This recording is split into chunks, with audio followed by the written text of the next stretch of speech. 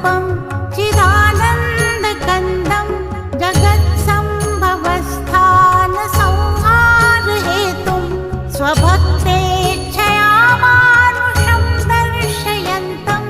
नमामीश्वरं सद्गुरुं साईनाथं